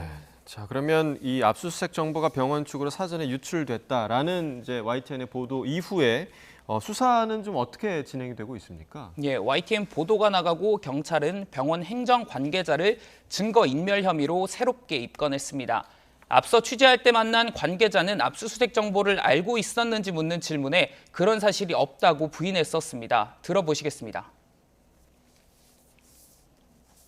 압수수색 오는 거 우리가 어떻게 알아요? 제가 네라고 대답을 하겠어요. 우리는 몰랐어요. 네, 경찰은 입건된 병원 관계자가 압수수색이 나올 것을 알고 있던 상태에서 압수 대상 물품이었던 비급여 치료 재료 관련 거래 명세서를 조작해서 경찰에 제출했던 것으로 보고 있습니다. 또 서부서의 압수수색이 끝나고 당시 제출되지 않았던 주요 증거들을 파쇄해 없앴다고 의심하고 있습니다. 네, 아까 그 수사를 받는 와중에도 대리수술을 이어왔다는 의혹이 있다고 했거든요. 한마디로 경찰 수사를 좀 만만하게 보고 있지 않나 이런 생각이 드는데 네. 경찰은 앞서 수사를 맡았던 서부경찰서 경찰관이 기밀을 누설한 것으로 보고 있는 겁니까? 그렇습니다. 경찰 압수수색 전 병원 행정 관계자는 직원들에게 대비를 지시한 내용을 봤을 때 경찰이 어떤 자료를 앞으로 가져갈지 상당히 구체적으로 알고 있었습니다. 확보된 당시 자료에 따르면요, 이 관계자는 경찰이 곧 압수수색에 나설 테니 모든 일을 멈추고 수사 대비에 전념하라고 했고요. 또 압수수색이 나올 거란 정보는 병원장이 누군가로부터 받은 것이라고 말했습니다. 경찰은 병원장에게 정보를 준 인물이 수사 담당 팀장이었던 서부서 경찰관이 아닌지 의심하고 공무상 비밀 누설 혐의로 입건해 조사하고 있습니다. 현재 이 경찰관은 대기 발령 상태입니다. 네, 그러니까 계속해서 그런 정보를 제공을 한 건데 그럼 해당 경찰관과 병원 간의 유착 관계, 그 관계가 엿보이는 부분들이 또 뭐가 있을까요? 네, 우선은 공무상 비밀 누설 혐의로 입건된 서부서 경찰관의 아내는 지난달 해당 병원에서 공짜로 건강검진을 받았다는 의혹을 받고 있습니다. 여성은 검진 하루 전날 병실에 입원하고 다음 날 위와 대장 내시경 등 종합검진을 받았었는데요. 이날 잠복 취재를 하고 있다가 이 여성이 돈을 내지 않은 상태에서 병원을 나선 사실을 확인하고 당사자들에 대한 취재를 진행했습니다. 여성은 취재가 시작되자 검사가 남은 상태에서 식사하러 잠깐 외출했던 것이고 병원에 돌아와 돈을 냈다며 공짜 검진 의혹을 강하게 부인했습니다. 또 남편이자 병원 수사를 하던 경찰관은 이 전날 아내가 입원했을 당시에 병원을 함께 찾았었고 증거인멸 혐의를 받는 행정관계자와 짧게 대화를 나누기도 했는데요. 저희가 이게 적절하다고 보냐라고 묻는 질문에 아내의 물건을 갖다 주러 잠깐 들른 것뿐이라고 답했고 당시 병원 행정관계자가 수사 결과를 물어보기도 했었지만 말해줄 수 없다고 하고 병원에서 본인은 나왔다고 주장하기도 했습니다. 아까 전에 오 기자가 병원장이 휴대전화를 바꿨다는 의혹까지 있다고 했거든요. 자, 앞으로 경찰 수사를 통해서 확인해야 되는 부분들 어떤 대목들입니까? 예, 우선 서부서가 앞서 말씀드린 것처럼 압수수색을 제대로 하지 않았던 것으로 의심되는 상황이기 때문에요. 네. 그런 만큼 병원과 경찰의 유착 의혹이 구체적으로 증명이 돼야 될 것 같은 상황입니다. 경찰은 병원장과 증거를 없앤 혐의를 받는 행정관계자의 휴대전화 등을 가져가 압수물을 분석하고 있습니다. 이를 통해서 유착 의혹이 사실인지 또 공무상 비밀누설 혐의로 입건된 서부서 경찰관 외에도 수사 기밀을 유출했을 것으로 의심되는 또 다른 인물이 있는지도 살펴봐야 할 것으로 보입니다. 네, 알겠습니다. 지금까지 사회부 우종훈 기자였습니다. 수고했습니다.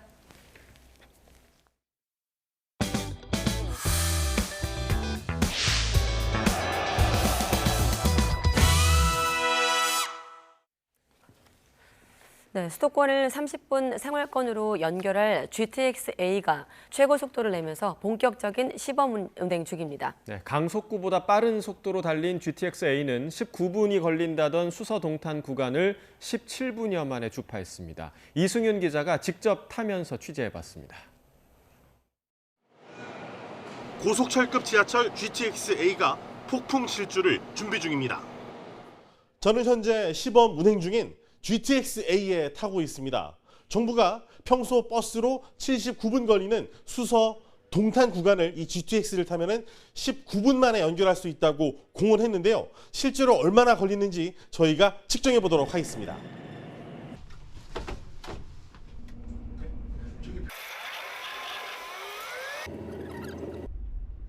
17분 49초 걸렸습니다. 정부 발표보다 오히려 1분 이상 빨랐습니다. 세계에서 가장 빠른 강속구 속도는 미국 메이저리그 투수 아롤디스 체프먼이 기록한 시속 170km. 대용량 견인 전동기를 장착한 덕분에 GTX-A는 그보다 더 빠른 시속 180km 이상의 속도로 달리며 시범 운행을 성공적으로 마무리했습니다. 기존 전동차보다 속도가 2배 정도 빠른 180km로 운행됨에도 불구하고 떨림과 진동, 소음 등이 적어서 안정감이 높아 차량 성능과 주행 성능이 탁월하게 향상된 것을 볼 수 있었습니다. 차량 앞쪽으로 살짝 돌출된 뒤 옆으로 열리는 미닫이 문인 플러그인 도어를 채택한 덕분에 소음이 적고 외부 공기가 잘 차단되는 게 특징. 8량의 객차마다 공기청정기가 설치됐습니다. 지하철보다 속도가 2배 빨라도 흔들림이 덜해 승차감이 좋았고 좌석 분리대가 있어 안락합니다. GTX의 출입문이 KTX랑 SRT와는 다르게 폭이 조금 넓어서 이제 승객들이 승하차할 때보다 편리하게 이용하실 수 있고, 보통 전동차보다 저희 GTX 차량 좌석이 한 자리씩 늘어나 있고 좌석이 조금 폭이 넓습니다. GTX-A 수서에서 동탄 구간은 내년 3월 말 개통되고 파주 운정에서 서울역 구간은 내년 하반기에, 서울역에서 수서 구간은 내후년 개통될 전망입니다. YTN 이승윤입니다. 국고 보조금을 허위로 신청하거나 다른 용도로 쓰다 적발된 건수가 지난해보다 많이 증가한 것으로 나타났습니다. 경찰청 국가수사본부는 지난 6월부터 최근까지 국고보조금 부정수급 특별단속을 벌인 결과 모두 489건을 적발해 1,620명을 검거하고 24명을 구속했습니다. 부정수급액은 모두 1,372억 원으로 지난해 같은 기간에 적발된 231억 원의 6배에 육박하는 수준입니다. 장애인 지원금을 포함한 사회복지 분야가 39%로 가장 많았고 산업기술을 포함한 기타 분야와 농림수산 분야가 그 뒤를 이었습니다. 네, 올해부터 자영업자나 택배 배송 차량으로 쓰이는 소형 화물차에 대한 충돌 안전성 기준이 도입됐는데 허점이 많다는 지적입니다. 특히 사고 발생 시 중상자의 비율이 일반 승용차 사고보다 3배 이상 높은데도 기존에 출시된 경우에는 유예 대상으로 빠져 있습니다. 엄윤주 기자가 보도합니다. 비보호 좌회전하는 차량이 맞은편에서 직진하는 소형 화물차를 그대로 들이받습니다. 이번에는 좌회전하는 소형 화물차가 달리던 차량과 추돌했습니다. 두 사고 모두 소형 화물차와 승용차 간 사고라는 건 같지만 차량 운전자들의 피해 정도는 확연히 다릅니다. 소형 화물차 운전자 모두 중상으로 크게 다쳤지만 승용차 운전자들은 아예 다친 데가 없거나 경상에 그친 겁니다. 차이는 애초 사고에 취약한 소형 화물차의 구조에서부터 비롯됐습니다. 또 위에서 보시는 이렇게 소형 화물차는 일반 승용차와 달리 보시는 것처럼 엔진룸이 운전자석 아래에 있다 보니까 차체의 앞부분과 운전자의 다리 사이 간격이 굉장히 좁습니다. 그러다 보니 사고가 발생할 경우에는 충격이 고스란히 운전자에게 전달되면서 사망이나 중상으로 이어지는 비율도 일반 승용차보다 3배 이상 높은 수준입니다. 이런 이유에서 정부는 올해부터 소형 화물차에 대한 충돌 안정성 평가를 도입했습니다. 하지만 충분하지는 않습니다. 먼저 부분 충돌 같은 승용차는 다 하는 안전시험 항목이 일부 빠졌습니다. 무엇보다 이미 도로 위를 달리고 있는 소형 화물차는 평가 대상에서 제외됐고 지금 판매하는 차종들은 3년 뒤로 적용이 미뤄졌습니다. 기존 차량은 최대 27년까지 이 적용이 유예된 만큼 안전에 공백이 발생할 우려가 있습니다. 안전성 평가 제도의 도입 취지에 맞게 기존 차량까지 해당 강화된 안전 기준을 즉시 적용할 필요가 있겠습니다. 이 때문에 전문가들은 현재 판매 중인 차량에 탑승자 보호 장치를 보강하고 안전성 기준에 부합하는 신형차가 서둘러 시장에 출시될 수 있도록 유도해야 한다고 강조했습니다. 이를 위해 오는 2027년으로 평가가 유예된 것도 없애 즉시 적용해야 한다고 지적했습니다. YTN 엄윤주입니다. 중국발 요소 수급 불안이 반복되는 가운데 정부가 국내 생산 기반을 구축하는 등의 대안을 검토 중이라고 밝혔습니다. 산업통상자원부는 오늘 오후 서울 대한상공회의소에서 전문가 간담회를 열고 안정적인 요소 수급 방안을 논의했습니다. 정부는 중장기적 대책을 검토하고 있다며 국내 생산 기반 구축이나 제3국의 생산 기지를 건설하는 방안 등이 거론된다고 설명했습니다. 과거사 갈등으로 인한 관계 악화로 8년 가까이 중단됐던 한일 고위경제협의회가 내일 재개됩니다. 외교부는 강재권 외교부 경제외교조정관과 오노 케이치 일본 외무성 외무심의관을 수석 대표로 한 제15차 한일 고위경제협의회가 내일 오후 서울에서 열린다고 발표했습니다. 양측은 이번 회의에서 양국 경제협력 현황을 점검하고 경제안보 정책과 경제 분야 실질적 협력, 지역 다자 협력 방안을 논의할 계획입니다. 한일 고위경제협의회는 1999년부터 정례적으로 양국을 오가며 열렸는데 관계 악화로 2016년 1월 14차 회의를 끝으로 열리지 못했습니다. 무차별 공격에 대한 국제적 비난이 고조되고 있는 가운데 이스라엘 대통령이 돌연 인도적 휴전 가능성을 언급했습니다. 하지만 가자 지구 전역에서 전면전이 계속되면서 사상자가 속출했고 이스라엘군은 북부의 핵심 거점인 자빌리아 지역을 완전히 장악했다고 밝혔습니다. 이상순 기자가 보도합니다. 가자지구 남부 라파의 쿠웨이트 병원은 사실상 야전 병원이 된 지 오래입니다. 현지 시간 19일에도 최소 10명이 숨진 채 실려왔습니다. 이스라엘이 두 차례에 걸쳐 민간인 거주지 두 곳을 폭격했습니다. 사망자 중엔 이번 달 갓 태어난 아기도 포함됐습니다. 유엔 안보리에선 가자지구에서 차마 목격하기 어려운 파괴와 살상이 벌어지고 있다는 우려가 나왔습니다. The magnitude of hostilities between Israel and Hamas and the scope of death and destruction in Gaza have been unprecedented and unbearable to witness. 가자시티에선 이스라엘군이 하마스의 전승기념물을 파괴하며 승전고를 울렸습니다. 이스라엘군의 APC 장갑차에서 하마스의 주먹이 솟아나는 장면을 묘사한 조형물입니다. 지난 2014년 이스라엘이 3주 동안 가자 지구를 침공했지만 결국 하마스 제거에 실패한 것을 기념한 것입니다. 이런 가운데 이츠하크 헤르조그 이스라엘 대통령은 인도적 교전 중단 가능성을 내비쳤습니다. 현지 주재 외교단 면담에서 나온 발언입니다.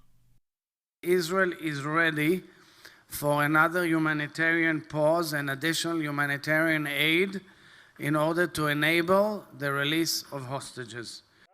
이스라엘이 국제사회의 압력에도 전면전을 강행하는 점을 감안하면 결이 다른 발언입니다. 하지만 하마스가 당장 인질석방 협상에 응할 가능성은 높지 않습니다. 하마스는 전쟁 중단이 먼저라는 걸 분명히 했습니다. We affirm our position of categorically rejecting to hold any form of negotiations over prisoners exchange under the continuing Israeli genocidal war.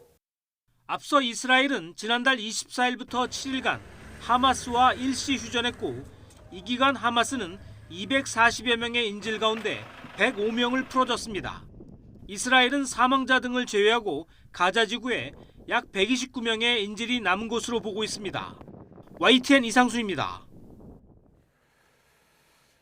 이스라엘이 인질 30-40명을 석방하는 대가로 하마스에 최소 일주일의 휴전을 제안했다는 보도가 나왔습니다. 미국의 인터넷 매체 악시오스는 이스라엘 대외정보기관 모사드의 바르니아 국장은 전날 빌 번스 미국 중앙정보국 국장, 무함마드 빈 압둘라흐만 알사니 카타르 총리를 폴란드 바르샤바에서 만나 새 협상안을 논의했다고 밝혔습니다. 이 자리에서 바르니아 국장은 하마스에 붙잡힌 인질 약 40명을 석방하면 그 대가로 최소 일주일의 일시 휴전을 하는 새로운 협상 개시 제안을 했습니다. 친이란 성향의 예멘 후티 반군의 공격으로 세계 무역 핵심 교역로 홍해 항로 안보가 위협받는 가운데 미국이 다국적 함대를 꾸려 대응하겠다고 밝혔습니다. 후티 반군도 즉각 반발하면서 위기감은 더 높아지고 있습니다. 서봉국 기자가 보도합니다. 중동을 순방 중인 오스틴 미 국방장관. 바레인에서 40여 개국 장관들과 화상회의를 열고 후티 반군의 공격으로 민간 상선의 안전이 위협받고 있다며 홍해 다국적 함대에 기여해 줄 것을 촉구했습니다. You know, 10 to 15% of global trade moves through the Red Sea. Without interruption or harassment is important for all of our countries. 미국은 앞서 성명을 통해 홍해 안보를 위한 번영의 수호자 작전의 창설을 발표한 데 이어 영국, 바레인, 캐나다, 프랑스 등 10여 개 국가들과 공동 대응에 나섭니다.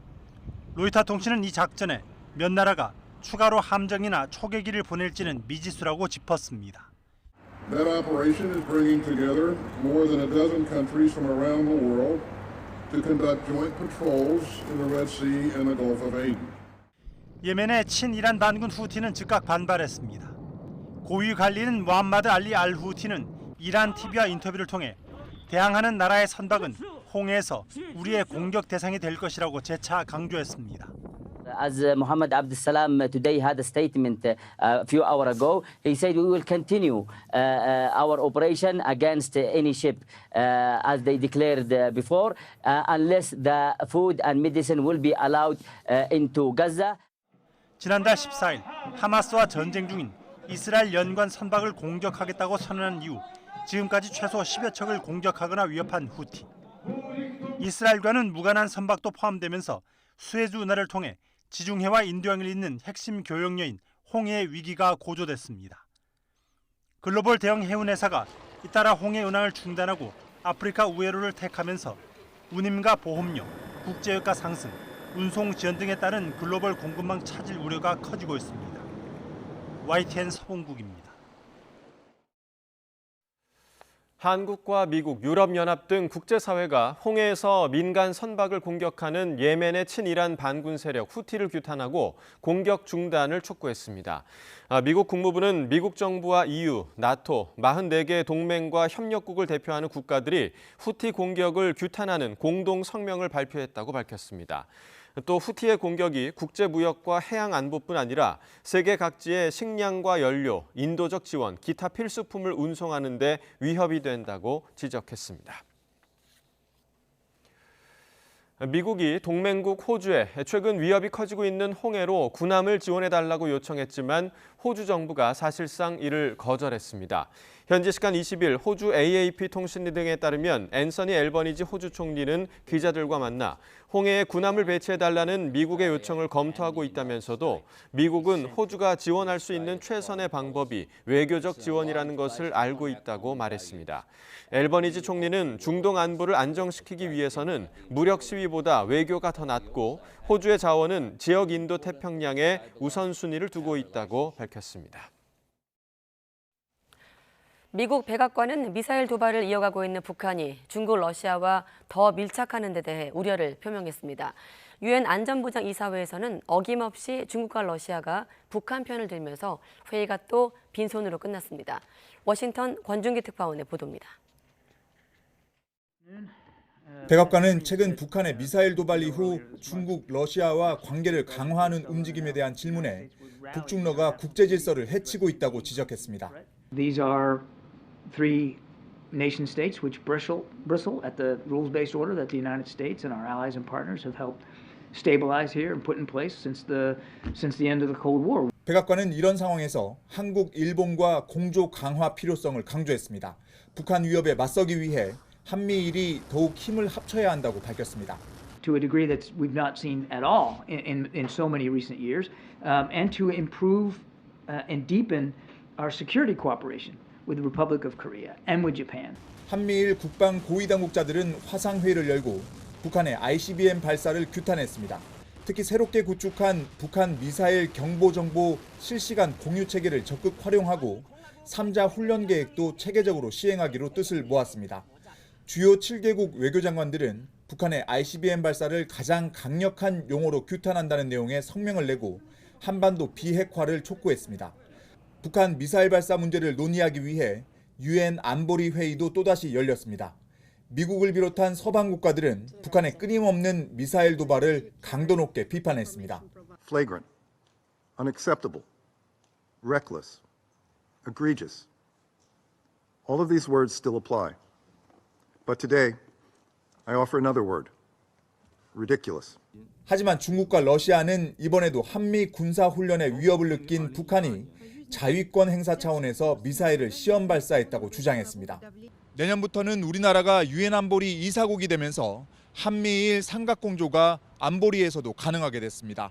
하지만 중국, 러시아의 북한 편들기가 계속되는 한 극적인 변화는 기대하기 어려울 전망입니다. 워싱턴에서 YTN 권준기입니다. 한미일 3국이 죽음의 백조로 불리는 비원비 전략 폭격기가 전개된 가운데 연합 공중훈련을 진행했습니다. 합동참모본부는 오늘 제주 동방의 한일 두 나라 방공식별구역 중첩구역에서 3국 공중훈련을 실시했다고 밝혔습니다. 한미일 공중훈련은 올해 두 번째 진행하는 것으로 이번 훈련에는 한국 공군의 F-15K 전투기와 미국 공군의 F-16 전투기, 일본 항공자위대의 F-2 전투기 등이 참가했습니다. 도널드 트럼프 전 미국 대통령이 내년 대선에 출마할 자격이 없다는 판결이 주 법원에서 처음으로 나왔습니다. 현지 시간 19일 미국 언론에 따르면 콜로라도주 대법원은 트럼프 전 대통령을 주의 공화당 대선 경선 투표용지에서 제외할 것을 주 정부에 명령했습니다. 주 대법관들은 2021년 의회 난입 사태 당일과 그 이전 트럼프 전 대통령이 보인 행동이 내란에 가담한 것으로 인정되며 이런 경우 다시 공직을 맡지 못하게 한 수정헌법 조항을 적용할 권한이 있다고 판단했습니다. AP통신은 이번 결정이 해당 헌법 조항으로 대통령 후보의 자격을 박탈하는 데 사용된 사상 최초의 사례라고 전했습니다. 중국 서북부 간수성에서 발생한 진도 6.2의 지진으로 생긴 사상자 수가 1,000명 이상으로 늘어났습니다. 중국 당국은 오늘 오전 9시 기준 간수성 지스산현과 칭하이성 하이둥시에서 파악된 사망자 수가 131명이라고 밝혔습니다. 부상자는 980명, 실종자는 16명으로 집계됐습니다. 안중근 의사는 사형을 선고받고 집행되기까지 약 한 달 정도의 시간을 중국 리순 감옥에서 보냈습니다. 이 기간 다수의 서예 작품을 남긴 것으로 알려지는데 일본인이 소장했던 한 점이 국내 경매에서 고가에 낙찰돼 온전히 우리나라에 돌아왔습니다. 김정혜 기자입니다. 이 귀한 작품 19억 5천만 원 낙찰입니다. 안중근 의사가 중국 리순 감옥에서 쓴 붓글씨 한 점이 안 의사의 유목 중 최고가에 팔렸습니다. 막판 2명의 입찰자가 전화응찰로 치열한 경합을 벌여 추정가보다 훨씬 높은 가격에 새 주인을 찾았습니다. 이번에 낙찰된 유목은 용과 호랑이의 웅장한 모습이 어찌 지렁이와 고양이 모습에 비하겠느냐는 내용입니다.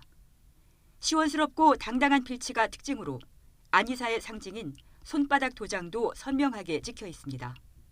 애초 소장자는 일본인이었는데 국내 소장자가 낙찰을 받아 113년 만에 고국품에 안기게 됐습니다.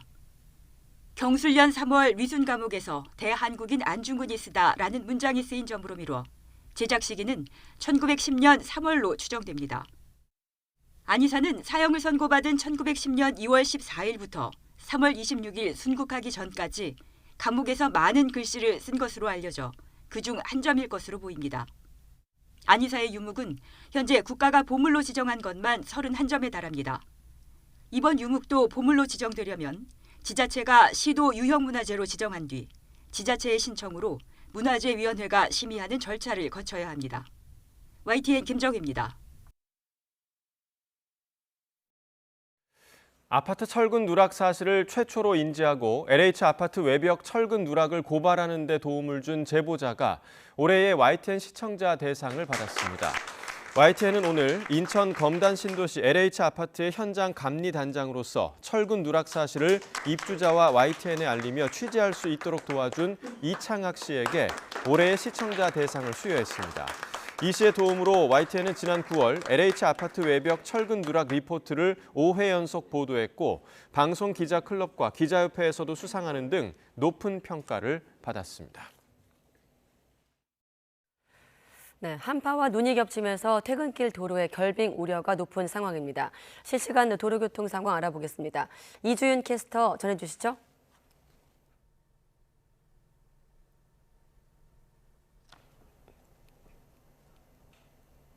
네, 충청과 호남 지역에는 계속해서 많은 눈이 쏟아지고 있습니다. 이렇게 눈 때문에 속도를 못 내서 평소 안 밀리는 곳에서 정체가 생기기도 하고요.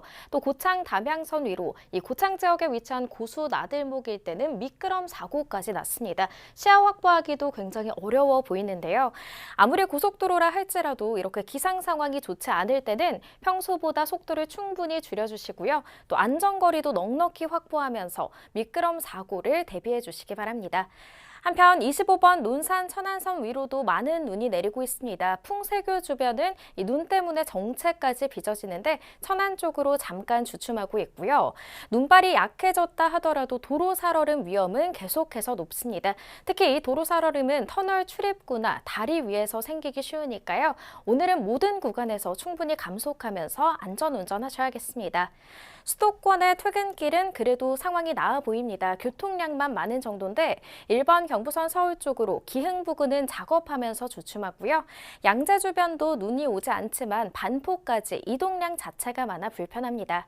한파 속에 곳곳에 이 고장차도 많습니다. 백번고속도로 일산에서 판교 쪽, 노우지 분기점 부근에서는 3차로에 화물차가 고장으로 서 있는데요. 차량 점검 더 철저히 해주셔야겠고요. 일산 쪽으로는 시행 일대가 어렵습니다. 안전대 착용 잊지 마시고요. 고속도로 교통방송이었습니다.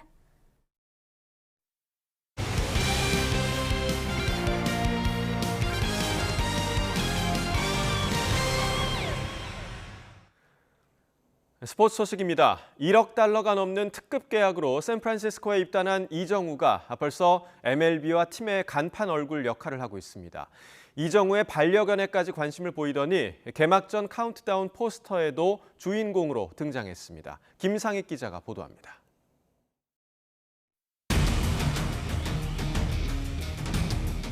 See you soon. Let's go, San Francisco. Let's go, Giants. 초특급 계약 규모만큼이나 이정우에 대한 메이저리그의 관심이 폭발적입니다. 메이저리그 사무국은 공식 SNS에 2024 시즌 정규리그 개막 D-100일 소식을 전하면서 대표 선수 6명 중 하나로 이정우의 얼굴을 담았습니다. 입단 발표 닷새 만에 보스턴의 요시다와 필라델피아의 트레이 터너, 클리블랜드의 호세 라미레스 등 리그를 대표하는 선수들과 어깨를 나란히 한 겁니다. 최근 샌프란시스코 구단 공식 SNS는 이정우 관련 사진과 동영상이 점령했습니다. MLB도 이정우의 반려견에까지 관심을 보이더니 샌프란시스코의 원정 유니폼과 대체 유니폼을 입은 이정우의 사진을 공개하면서 본격적인 이정우 마케팅을 시작했습니다. 처음에 그런 오퍼를 제시받고 조금 부담이 됐던 것도 사실인데 너가 지금까지 어렸을 때부터 야구를 한 거에 대한 보상을 받은 거니까 부담 느끼지 말라 이래가지고 지금은 좀 부담이라기보다는 좀 기대가 좀 큰 것 같습니다.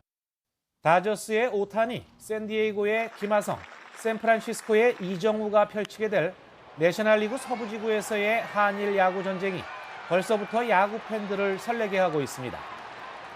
이미 10월부터 훈련을 시작해 미국 일정 중에도 운동을 멈추지 않았던 이정우는 귀국 첫날부터 온통 시즌 준비 생각뿐이었습니다. 몸 상태는 정말 너무 좋고요.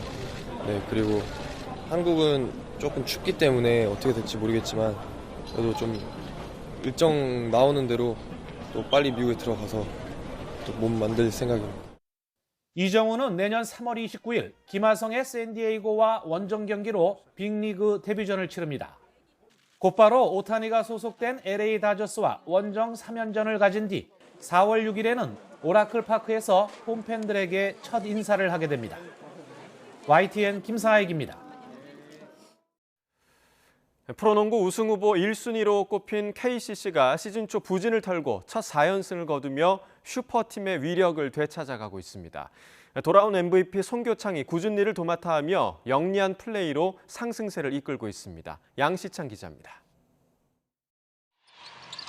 송교창이 소노 오누아쿠의 패스를 가로채 달리더니 양손으로 덩크를 내리꽂습니다.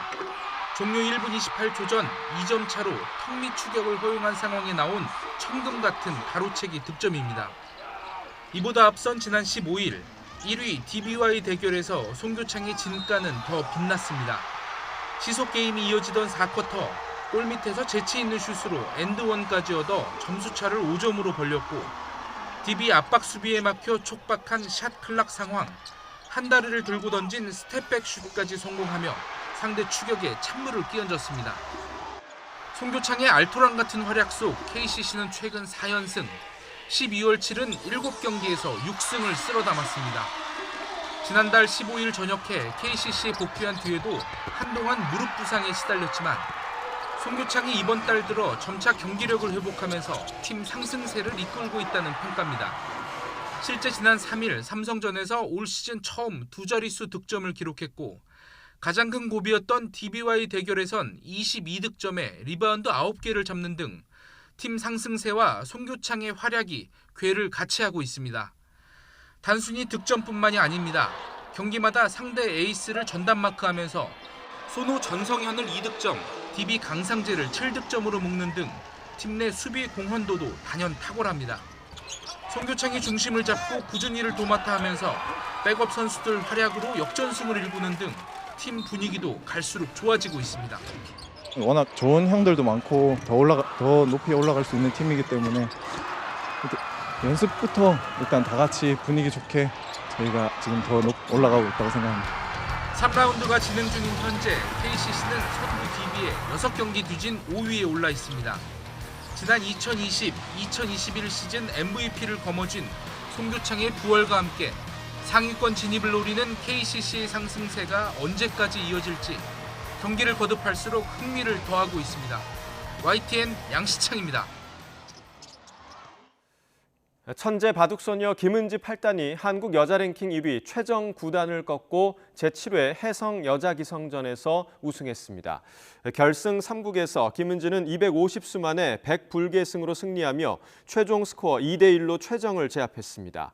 이번 우승으로 김은지 8단은 한국 기원 승단 규정에 따라 입신이라 불리는 9단으로 승단했고 16세 6개월 만에 9단에 오르며 역대 최연소 입신 기록을 세웠고 역대 최단 기간 승단 기록도 함께 세웠습니다.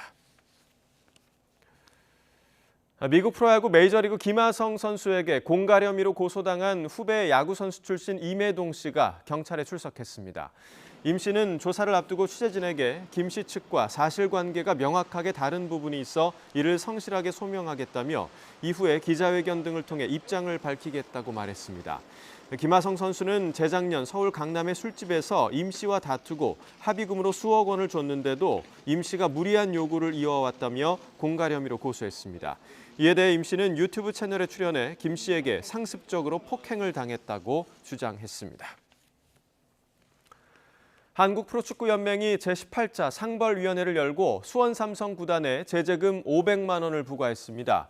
연맹은 경기장 내 이물질 투척 등 경기 구성원의 안전에 문제가 발생할 경우 관련 클럽에 그에 대한 책임을 부과한다고 징계 이유를 설명했습니다.